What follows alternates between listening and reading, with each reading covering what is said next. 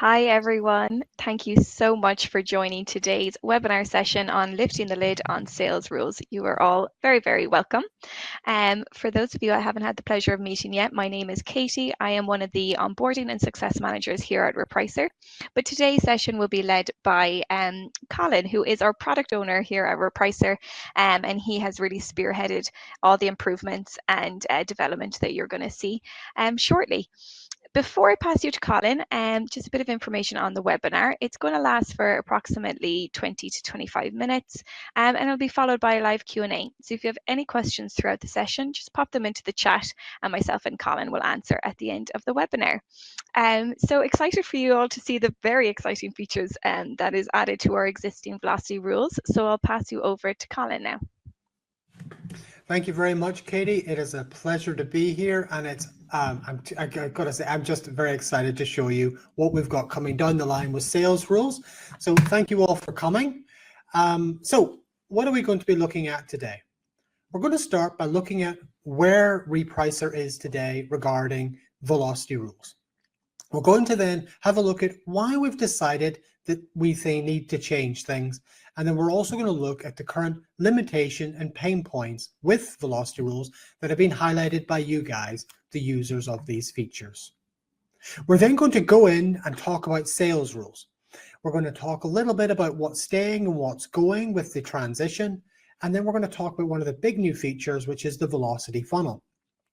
We've also got a lot of new settings changes coming with sales rules, which we're going to discuss, and then some of the other new features that are coming along with the sales rules before capping things off with our use cases. Finally, we'll then have our beta offer and also a little bit of a Q&A. So if you have any questions, whether they be about velocity rules or just more generally, stick them in the comments and Katie can let me know what you've all asked at the end. So where are we today? For anyone who is not already using the Repricer velocity rules, what they are is a feature that allows you to reprice your products based on your orders. They're most useful if you don't have any competitors on your current listings currently. They're a relatively simple approach which allows you to set a number of ranges, such as over the past 10 days, I have sold more than 10 units. Increase my price, or I've sold less than 5, decrease my price. They're somewhat limited in scope, but we're going to put a pin in that and come back to it later. Let's take a look at what they look like. Here is our current velocity rule screen within Repricer. You can see on the left, we've got a simple status. So if your orders are more than 10 over 7 days, and then on the right, we have what's going to happen if that is triggered. So why have we decided to change things? Well, I'll be honest with you, it's part of a much bigger project that we've got going on at Repricer. What we've decided to do about 9 months ago is step back and take a look at the tool as a whole. We're looking at all the major features and trying to determine what needs improved where, what needs a big upgrade, and also using your feedback to help with that. We're also trying to expand access. You'll remember over the summer, you'll probably have got an email about the changes in features available on your plan. We expanded what features were on each plan in order to encourage you guys to make best use of Repricer. We've also been sending some ongoing communications, such as our Repricer Masterclass, to let you know about features and how you can best make use of them with Repricer. Along with this, we've also had a number of feedback projects. We've been sending out feedback surveys. I'm sure you've all received those. And then we have a number of customers who are in with us who are chatting about the various features that they're using and what they would like to see improved. From this, we've targeted a number of features within Repricer for an overhaul, and that's where we are today with velocity rules getting getting treatment first. The bottom line from your feedback is that velocity rules are an extremely useful feature, but they could be a lot better. And that's where sales rules come in. So let's have a look at some of the limitation and pain points that you guys as users have highlighted. First of all, you talked about the UI, particularly whenever you start using them for the first time.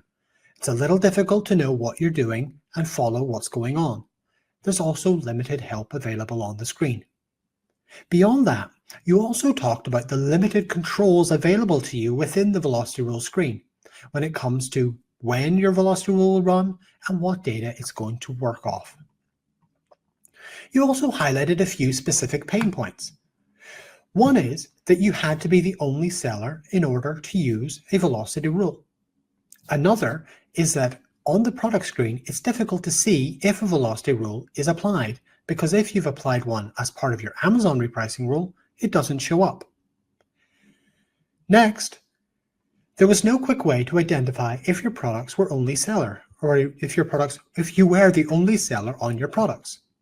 And similarly, if you were listed twice on an ASIN with no other sellers, that product wasn't classed as only seller. And then the final point is that in order for a velocity rule to even trigger, there had to be at least one order within Repricer. So these are a few of the points that we took on board whenever we started looking at velocity rules and building sales rules. So without any further delay, let's talk about sales rules. What is staying and what is going? The good news here is that no features are going. We had a look at the velocity rules and decided, yep, the feature set is good, we just want to make it better. So if you're already using the velocity rules, don't worry, nothing's really going to change. It's going to be automatically converted over to a sales rule, but you don't need to do anything regarding this. There are just two small things to note which tie back to the pain points we just discussed. If you have 2 or more listings on the one ASIN, your sales rule will trigger whenever everything's released. Similarly, rules will no longer require there to be an order within Repricer for them to work. Just two little things to bear in mind as an existing user.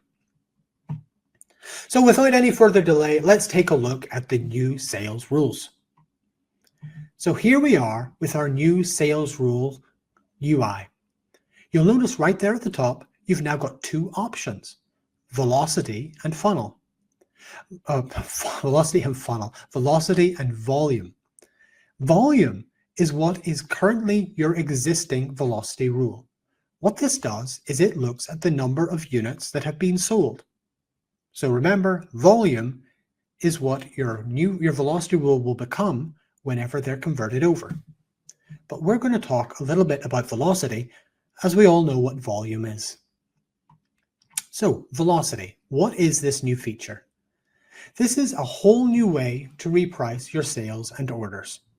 What it allows you to do is, instead of basing this on a set number, such as 10 orders, you base it on the difference between your sales over a period of time. For example, you can set up your rule to look out for something like a 20% increase in your sales over 7 days, or a 15% decrease over 5 days. With this, you can take easy action against any sales spikes or sales drops. And also, it is very flexible. One of the limitations with the current velocity rule is that it is volume-based, which means if you have different products that sell quite a big difference between the number of units in a week, for example, you might sell 10 of one or 100 of another, you'd have to have various velocity rules to use these. Not with the velocity funnel of the sales rule, where you can base it on a percentage of the difference. So here's our new velocity rule section. You can see at the top, we have our grown section and we have a decline section. You'll also notice we've tried to use plain English to make it clear and easy to understand what's going on. Let's just take that top example.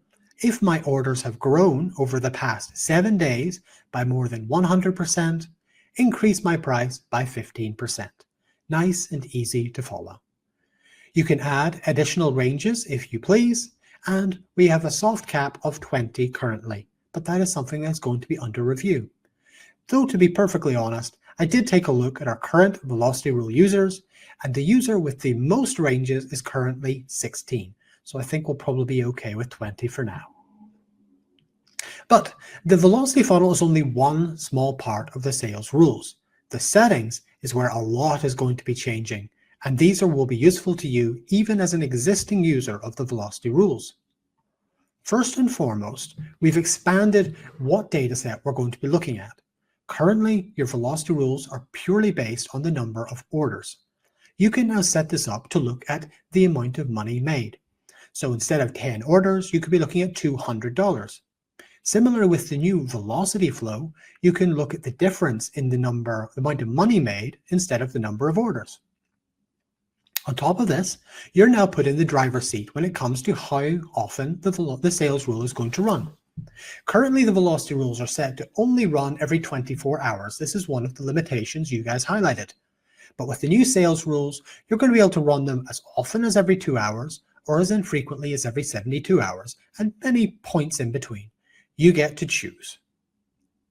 We're also adding the ability to lock products after they have priced with a sales rule for a period of time. For example, you can set it up so if your product has been repriced by a sales rule, it won't reprice again for at least 2 days.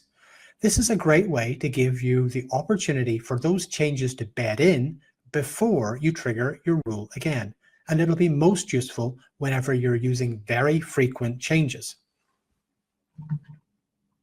Here's a quick look at our new rule section. You can see the various options we've just talked about, and the more observant of you might notice the last option there that I haven't talked about, which will just segue straight into talking about our new psychological pricing feature.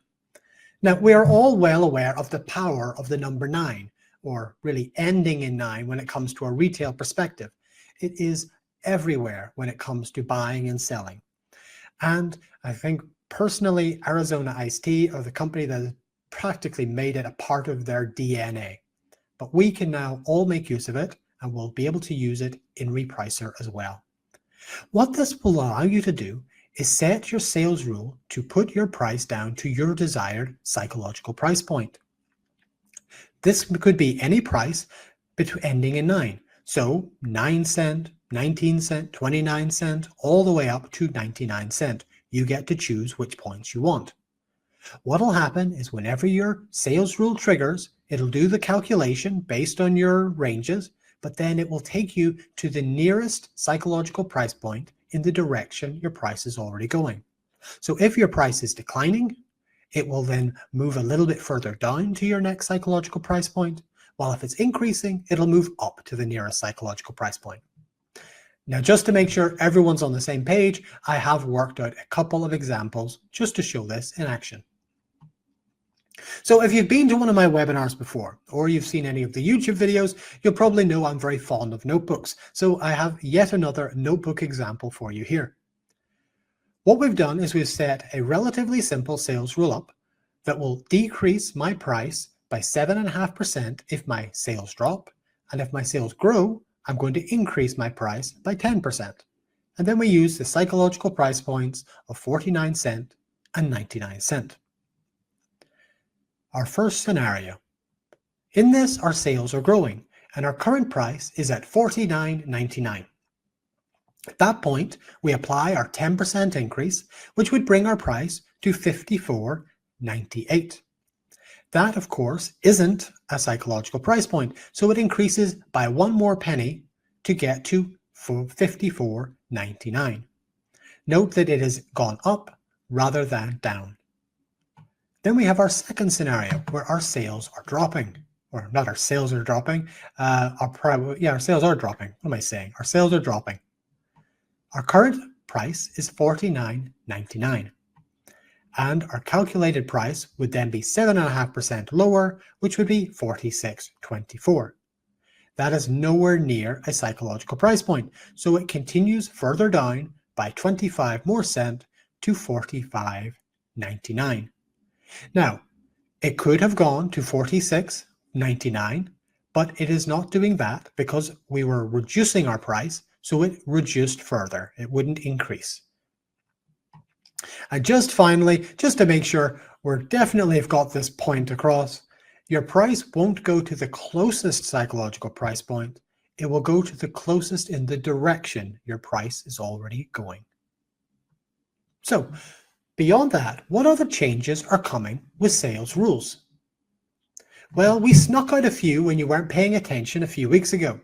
We made a number of changes to our product screen, which you might have already seen. We've added our new repricing statuses. These allow you to see at a glance how your product is repricing. What these statuses include is at min, at max, lowest price, and only seller, as well as products that don't apply to any of these statuses. We've also added the ability for you to see a velocity rule and soon to be sales rule whenever it's been applied from within an Amazon repricing rule. We've also added that little note below so you know if it's been applied as part of a repricing rule or if you've done it manually.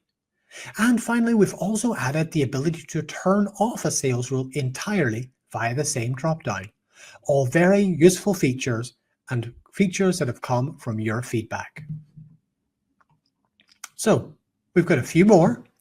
We touched upon these two earlier. If you're now listed on a product on an ASIN twice, you will now be able to use a sales rule. Similarly, a sale will no longer be required in order for you to trigger a sales rule, both improvements on the existing velocity rules. We've also made changes to make the independent use of sales rules more useful. Up to this point, if you had assigned a velocity rule to a product, it would not be considered configured within Repricer because you also have to add an Amazon repricing rule. This will no longer be the case with sales rules. If you assign a sales rule to a product and a sales rule only, then it will be considered configured. You will also be able to use a sales rule even if there are competitors on your listing. So please do bear in mind that that will only apply if you haven't assigned an Amazon repricing rule as well. So if you have an Amazon repricing rule and a sales rule, the sales rule will apply when you're the only seller. If you've just applied a sales rule and only, it will work no matter how many competitors you have. And the last couple of changes we've got coming include auto assign, which up to this point has been focused on Amazon repricing rules and eBay repricing rules, but now will also include sales rule. Sorry, Colin. I can hear you okay. No, we just got a message from Hamid that the sound has gone. Oh dear. But I can hear you okay. Okay. Is anyone else having the same?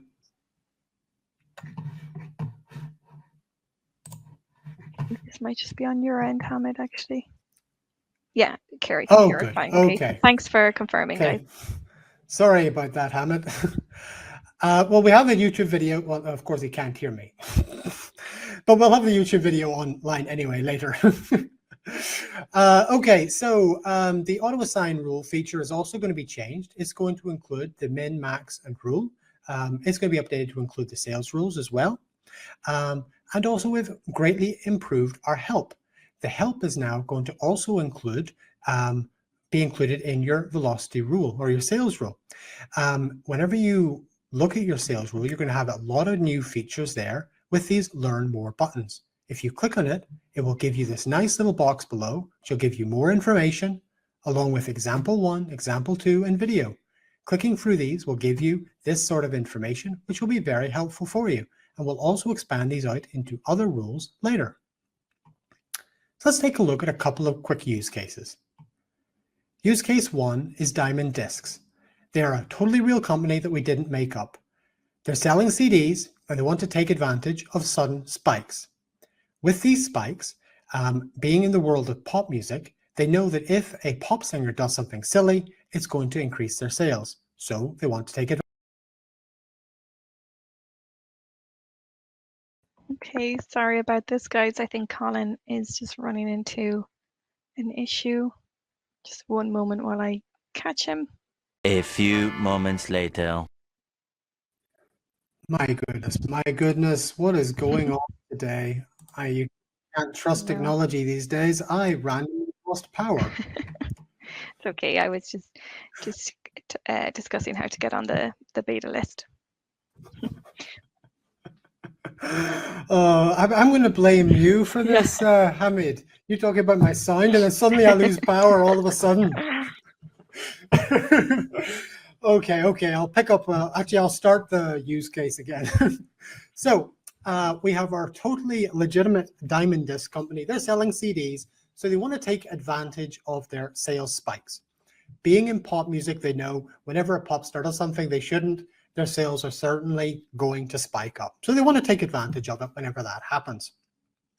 So what they have done is they set up a velocity funnel to look at the sales over the past 24 hours.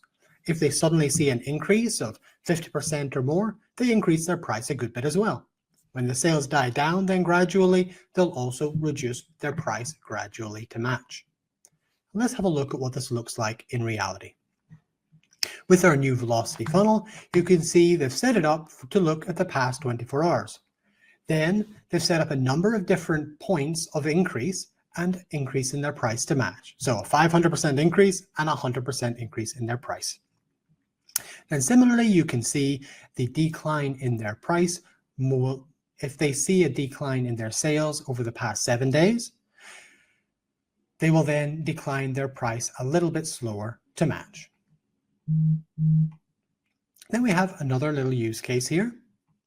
We have James, who again is another entirely legitimate person. He's also very inventive, naming his company James. His products are sold on, his products he sells have both short-term spikes and short-term troughs. With this in mind, he does not want to take advantage of sudden changes in his velocity. It's potentially going to be problematic for him because it could be just one of those natural spikes or troughs. What is the case though, is that these balance out over the month. So what he wants to do is keep a relatively steady flow of between 5 and 10 units each month. With this in mind, he sets up a volume rule with only 2 entries. If his sales are over 10 units, he'll increase his price. If they're below 5 units, he'll decrease his price. Both of them are looking at the past 30 days instead of something shorter. And here's what that looks like in reality. We've got our 30 days. If his orders are more than 10, he'll increase his price by 1%.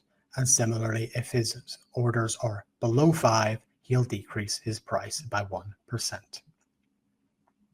So this is where I ask for your help. This is where Repricer wants you. We're going to start our beta next week, and it's going to run for several weeks. And really, we want feedback in order to make the launch of the sales rules as good as possible. With that in mind, we would love it if you guys were to sign up and join in. If you are already in contact with your account manager, then please do reach out to them and ask. If not, email accountmanager@repricer.com and we'll get you on the beta. Would love to have you on board.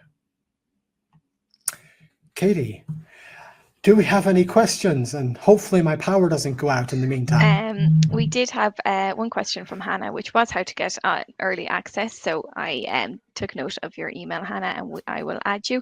But like Colin said, just to reach out to accountmanager@repricer.com. And then we had a second question from James, which you did actually answer afterwards, Colin, about what happens now if you have your velocity rule attached to your standard repricing rule. Which is probably going to be a frequently asked question, understandably, but it's going to be the same. Yeah, I mean, I'll run over it.